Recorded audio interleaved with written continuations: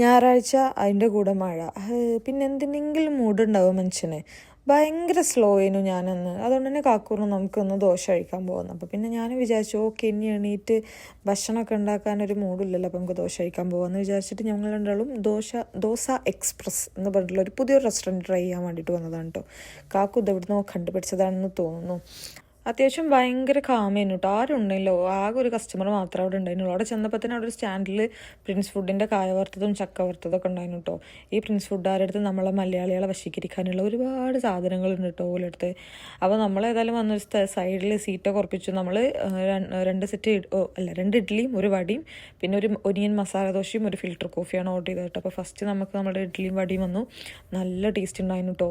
നമുക്ക് നല്ല നമ്മളെ വീട്ടിലുണ്ടാക്കുന്ന ഇഡ്ഡലി പോലെ തന്നെ ഉണ്ടായിരുന്നു. പൊതുവേ റെസ്റ്റോറൻറ്റിലൊക്കെ ഉള്ള ഇഡ്ഡലി ഭയങ്കര സോഫ്റ്റായിട്ട് പൊടിയായിട്ട് ഇങ്ങോട്ട് വരും. ഒരു 3 ഇഡ്ഡലിയൊക്കെ കഴിച്ച് കഴിഞ്ഞാൽ ഒരു ഇഡ്ഡലി കഴിക്കണൊരു ഗുമ്മിട്ടുള്ളൂ. പക്ഷേ ഇത് നല്ല കട്ടി നമ്മളെ വീട്ടിലൊക്കെ ഉണ്ടാക്കുന്ന പോലത്തെ ബാറ്ററിൽ ഉണ്ടാക്കിയ പോലെ തന്നെ ഉണ്ടായിരുന്നു ഇഡ്ഡലി.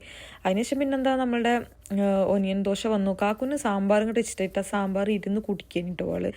അപ്പോൾ നമ്മൾ ദോശ ഇതേപോലെ ഒരു നോർമൽ ദോശയാണ്, ഭയങ്കര ഹൈപ്പ് പറയാനൊന്നുമില്ല. സാധാ ദോശേനെ മേലെ കുറച്ച് ഉള്ളി ഇട്ടിക്കണമെന്ന് തന്നെ എനിക്ക് തോന്നുന്നു. പക്ഷെ എന്നാലും അത്യാവശ്യം നല്ല ദോശയാണ്, നമുക്ക് നല്ല ഡീസൻ്റായിട്ട് പോയി കഴിച്ചിട്ട് വരാൻ പറ്റുന്ന ഒരു സെറ്റപ്പ്. പിന്നെ നമ്മൾ ഭയങ്കര കഠിനമായ കാത്തിരിപ്പാണ്. കാക്കുവിൻ്റെ ഫിൽറ്റർ കോഫി അവിടെ ഉള്ള പെണ്ണ് മറന്നും തോന്നുന്നു അത് കൊണ്ടുവന്നേരം, എനിക്കറിയില്ല. ഞങ്ങൾ തീറ്റയൊക്കെ കഴിഞ്ഞിട്ട് ഞങ്ങളെ ചായ എവിടെ വെച്ചപ്പോൾ നിങ്ങൾക്ക് ചായ വേണമെന്ന് വെച്ച് കണ്ടു വരുന്നുള്ളൂ. അത് മാത്രം എനിക്ക് കുറച്ച് മോശമായിട്ട് തോന്നി കസ്റ്റമർ സർവീസ്. ഞാൻ പിന്നെ ഒരു കോഫി പേഴ്സൺ അല്ലാത്തതുകൊണ്ട് ഞാൻ ചായ കുടിക്കാറില്ല, കോഫി കുടിക്കാറില്ല. കാക്കുവാണ് കോഫി കുടിച്ചത്. പിന്നെ എന്താ നമ്മൾ വീട്ടിലേക്ക് പോന്നു. ഇനി വേറെ പരിപാടിയൊന്നുമില്ല. ഇനി വൈകുന്നേരത്തേക്ക് എന്തായാലും കുക്ക് ചെയ്യണം. അപ്പോൾ ഓക്കെ ഗൈസ്, ബൈ.